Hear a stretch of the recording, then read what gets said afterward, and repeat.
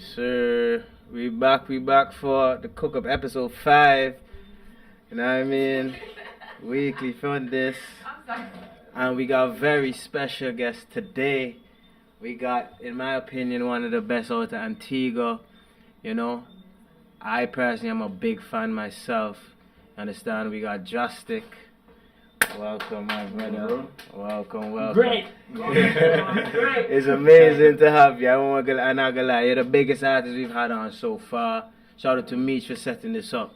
You know what I mean? Shout out to the little audience you have in the back. You know what I mean, bro? St. Kitts in the building. St. Kitts in the building, bro. I'm not gonna lie, bro. I have one particular song from you that, from since I young, from since the Ezzy Rattigan days when he was busting your Golden Cup and shit like that. Walk, bro. That song, I can sing that shit from start to finish. I can do that shit right now if you want me to.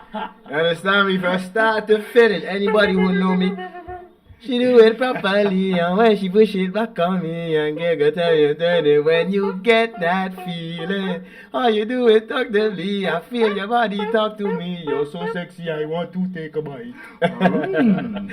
Hey, look, hey, that's lit, bro. But I'm really grateful to have you on here, bro. As I said, the biggest artist, and you know, there's a lot of younger artists here that want to make music themselves and want to progress in this thing, bro. Yeah. And you're an inspiration for a lot of people.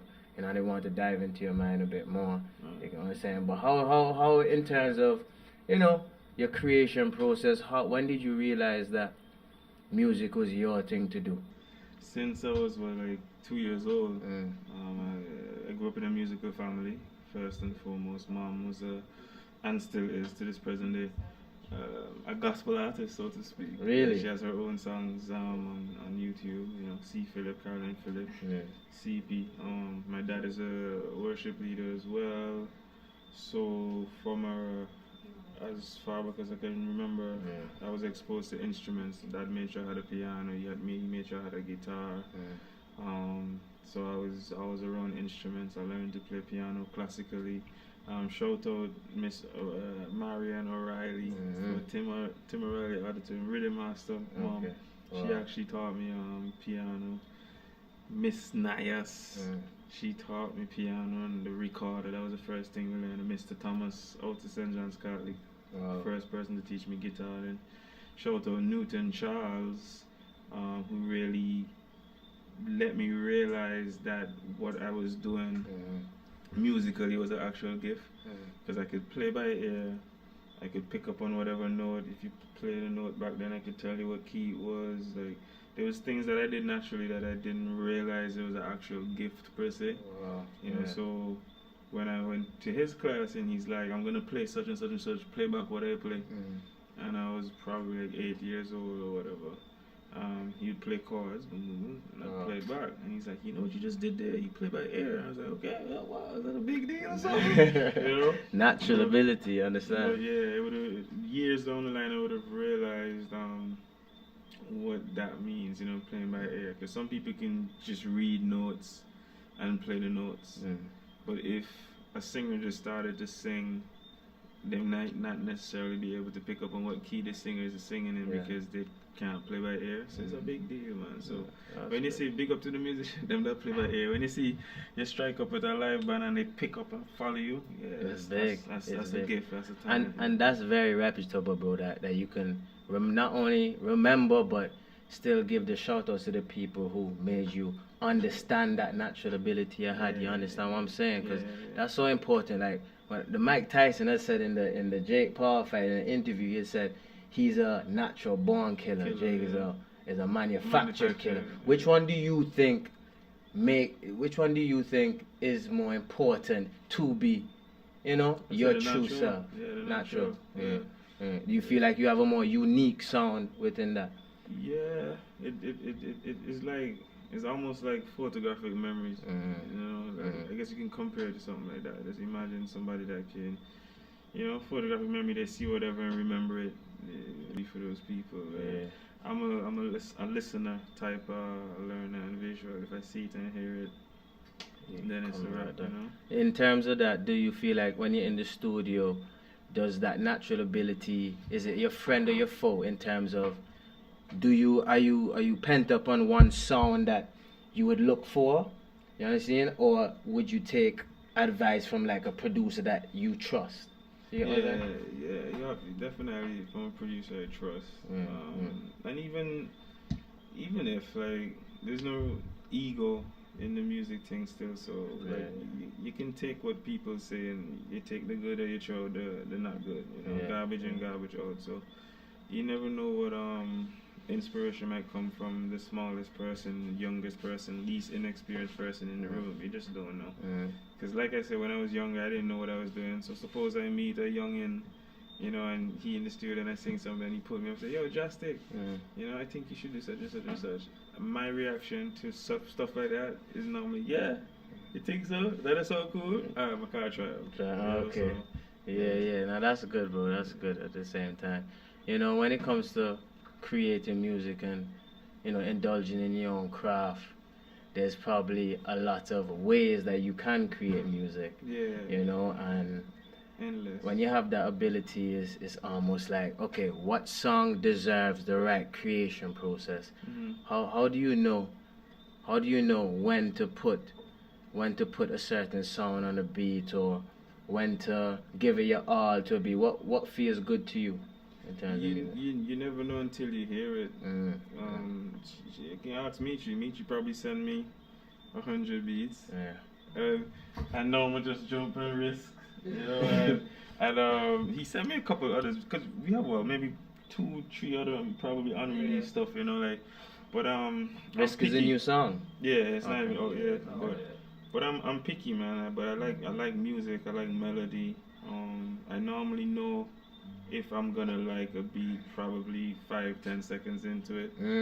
Okay, that's important because some people be stuck up listening to the same shit. As an artist myself, you know, you just be stuck up and maybe you might hear the beat too much, and then you start to overthink it. But then a lot of the times when you take that impulsive decision on the beat, it's almost like you create greatness in that sense. That's why some songs might take 15 minutes to write. Some songs you might freestyle. Other songs might take you months to write. I've had songs, bro, that I had a 2-line and the 2 lines just like can't figure out what next. It's just like, is it the beat or is it me? You know what I mean? But it sometimes it just take long. I've written songs in 10 minutes, half an hour, 2 hours, week, month, 3 months. Which one worked the best for you? In terms of, or they all gave different vibes? All gave different vibes, but your brain, well, for me, my brain normally telling me if this even makes sense to continue or not. So sometimes some stuff just get left there.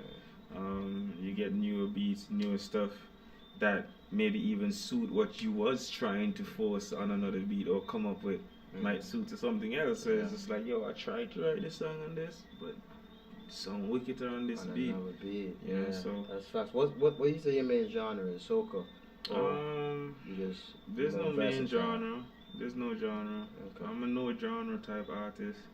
Okay. Because I've heard you, what was it, 21 grams? 28 grams? 15 grams. 15 grams. Yeah, they be trying to box us in, you know, but like... They can't, because, bro, I'm not gonna lie, you have track record. You've been to Tortola, you've been all over the world, you've indulged in... I know y'all remember Sugary Waistline and things even before that, bro. This guy has been in the industry and he's a true... The original Drastic and BV fans. The original Drastic fans know about BV and Drastic. They know about Lay Your Body Down.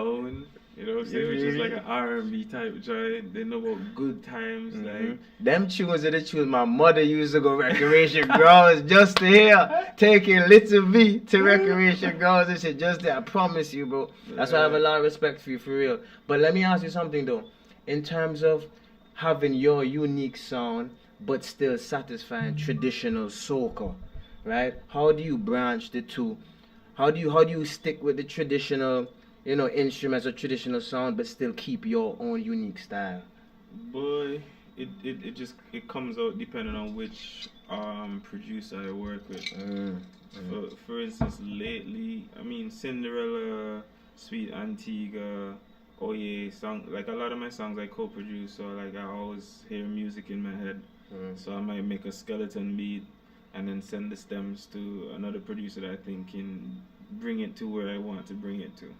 Right? So it just depends, man. But I have a cool relationship with the producers. I kind of tell them what I'm looking for. Now more than ever, we're trying to push Benna. Okay. Dominica have Boo Young, Jamaica have reggae and dancehall, Trini have soca, so Antigua have Benna. Yeah. Grenada have Jab Jab. So more than ever now, what we doing, we try and focus on Benna. Even if I do R&B, well, they name Benna R&B. So if I do dancehall or Benna dancehall or Benna hall, that's the way it be, because we're still gonna put Benna, literally Benna music can fit in any one of the genres. It's a very jazzy type sounding thing, and Benna follow the 1-2 beat, whereas soca follow the 1-3. So it's a different drive, kind of similar to Jab Jab.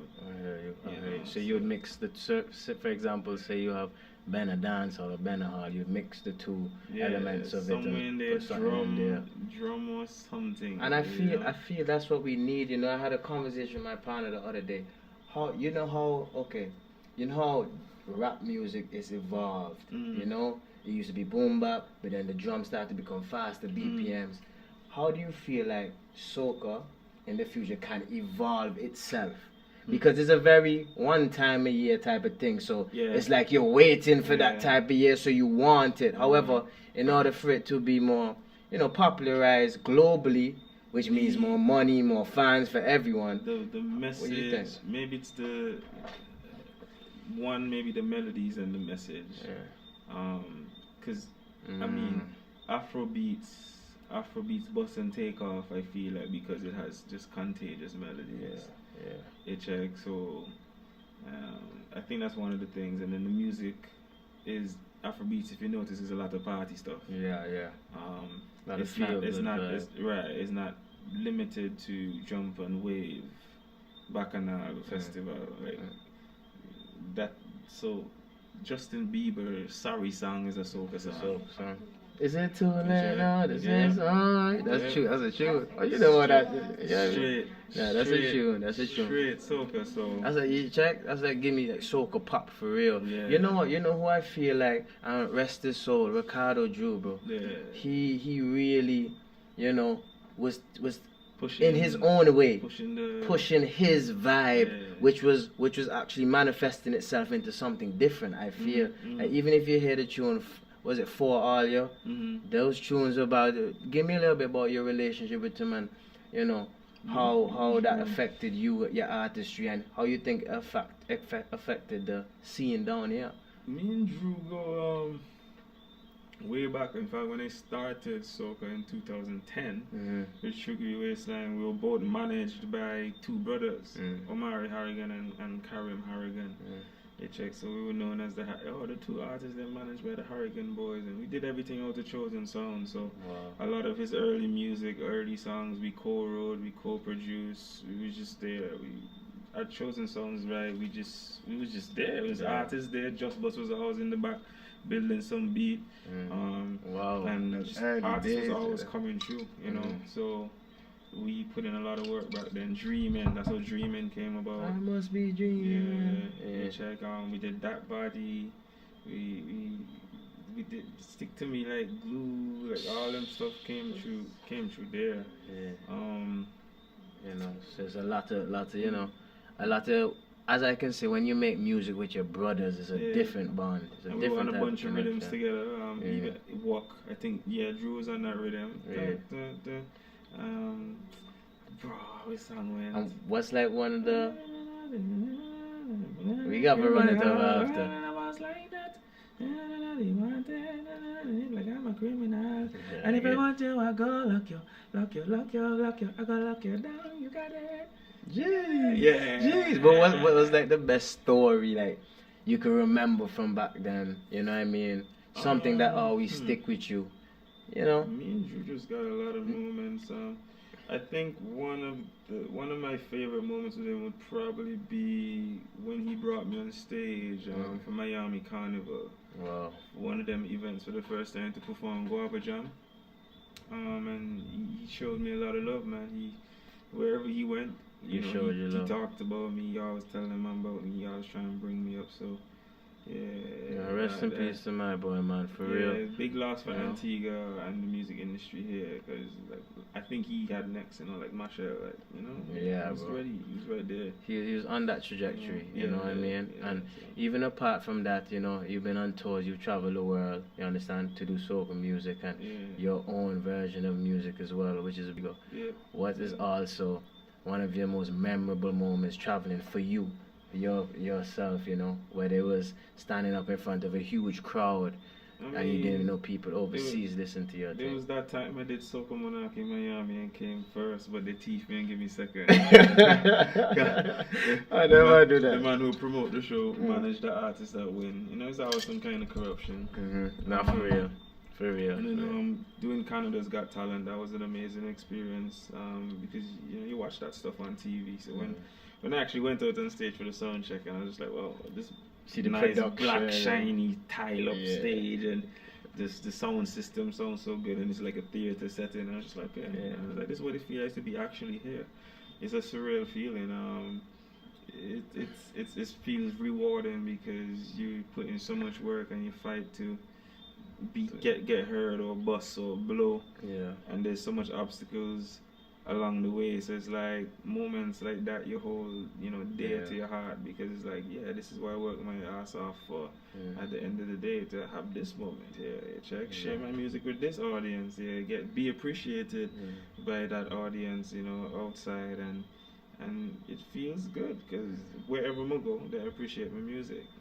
I went Virgin Islands, we win the VI either. I went Tortola, they had the Soca Monarch, we came first in that.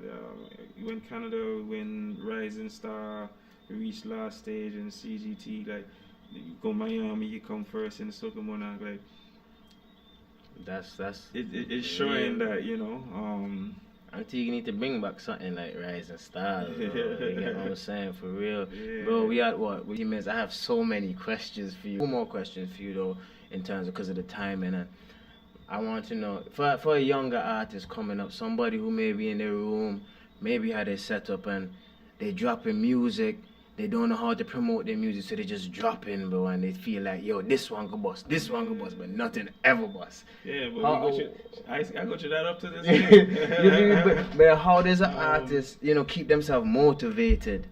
Well, it depends on what you're in it for. A lot of people just getting this thing for hype, or the girl them I want. I mean, so real life.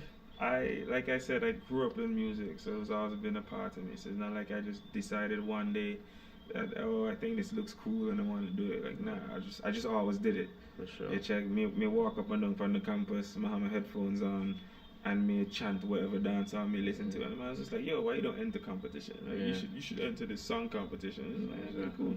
Since me in the academy, they try to get me to do what the high school competition name? Queen of the Farms. Not Queen of the Farms. Mayfair. What's that one? High school competition. I can't remember. Everybody's in it. The one for it's something like. Oh shit! They changed the name now. Bro. Yeah, they did it. Teen Splash. Teen Splash, bro. That time Teen Splash, right? We outside, cut to the back. You get what I say, yo, miss. At that time in the academy, they would beg me for the Teen Splash, and I'm like, I was like, me don't go Allman School Academy where there's this stigma that you go Allman School, you're anti-man. So and I walk up, put me in a pageant. I was like, Rudolph Davis right there like this. Sing that song. Sing it with your chest. I was like, nah, y'all gotta send somebody else, And they send the next person, he plays second, and I was like, man, I should have done this. I would have won, 100%. You would have cleaned that up, bro.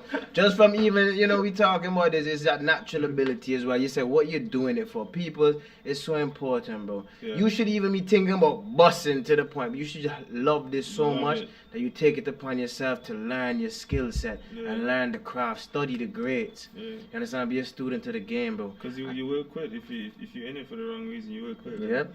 I'm in it for the love, so I would have done quit this a long time ago, but me just love music, bro. Like, nothing else make me happy. Like, working for people don't make me happy. I'm the most miserable person on a 9-to-5 job. It's like, I feel like I should be able to do what I'm born to do and gifted to do and live off of that. This all our life, bro. We were born into this world so pure, bro, and we go through certain belief systems and way that mold our personality, right? Yeah. But to be able to create something and leave it on this earth that would last forever, that when you're gone, think about Juice WRLD, for example.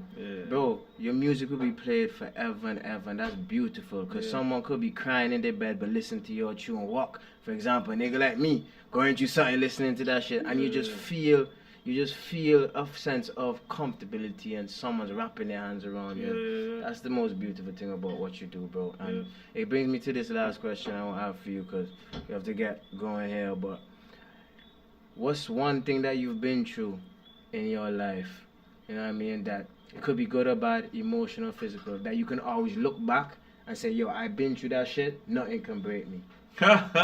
Divorce? Oh, the brass age, bro. I remember them days, bro. Nah, but I mean, real life. I hear that. Especially like, I'm a nigga that I'm a lover boy at heart, bro. Sure. So when you love someone, spend all your time with someone, but then it's separate, bro, that's a different type of. I remember times I'm in the shower crying like, fuck. What is this feeling? What do you mean, man? I mean, I'm youth too, you know. So it's like to be away from the youth is probably the hardest part, you know what I mean? So it pushes you to, you know, just go harder, so you can be in a better position, so that we can see what you know. That's really what it be. Exactly. So I feel that, bro. I feel that. You know what I mean? Well, you know, you're a strong guy, bro. I'm sure you've dealt with them emotions already. It's been a while, so.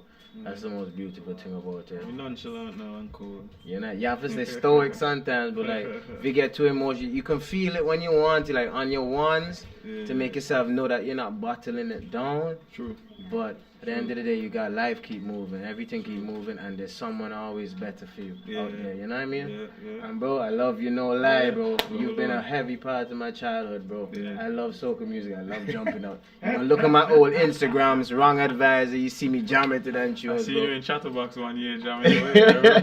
Brother, I respect you a lot, and I'm grateful as fuck to have you here. For real, bro. Thank you. Manners. Yeah, I know. This is my boy, Justic. I hope y'all enjoyed that. I'ma step out. Meech, you can step in. You gonna make something crazy. You know what I mean? No pressure. I'll drop the likes. You know what I mean? Hey, my guy. Meech, pull up.